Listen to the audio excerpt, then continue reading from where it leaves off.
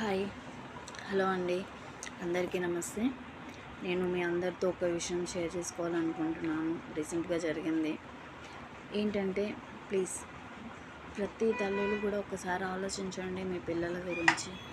ఎందుకంటే ఎవరో ఏదో అన్నారని ఆవేశపడిపోయి ఏదో చేయాలి అనుకొని మీరు సూసైడ్ చేసుకోవడం వల్ల మీ పిల్లలందరూ ఇదైపోతున్నారు.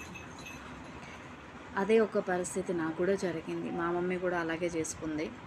మేము ఎంత బాధపడ్డాము, ఎన్ని కష్టాలు భరిస్తూ వచ్చామో మాకే తెలుసు. మాకంటూ చూడటానికి ఎవరూ లేరు. చెప్పుకోవడానికి చాలామంది ఉన్నారు కానీ మమ్మల్ని చేరదీసిన వాళ్ళు ఎవరూ లేరు.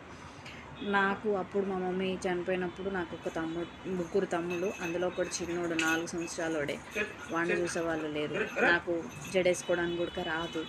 అట్లాంటి పరిస్థితిలో నుంచి మేము ఇప్పుడు కొంచెం పర్వాలేదు, బాగానే ఉన్నాం. కానీ మా అత్తయ్య చనిపోయింది మొన్నే 2 days బ్యాక్. ఊరేసుకొని వాళ్ళ అక్కకు ఏదో ఇల్లు ఫంక్షన్కో దేనికో పిలవలేదని చెప్పేసి చనిపోయింది.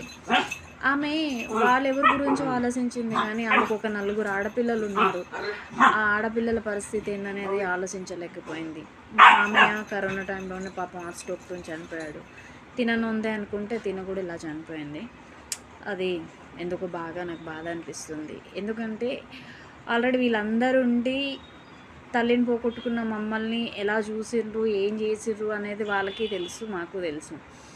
కానీ అట్లాగే వాళ్ళ పిల్లలది కూడా ఏంటి పరిస్థితి అని ఆమె ఆలోచించలేకపోయింది అని బాధేస్తుంది నాకు. కాబట్టి అందరు తల్లులకి నేను ఒక్కటే కోరుకుంటున్నాను, ఎవరి గురించి ఆలోచించుకోకండి. మీరు మీ పిల్లలు అనేది మాత్రమే ఆలోచించండి.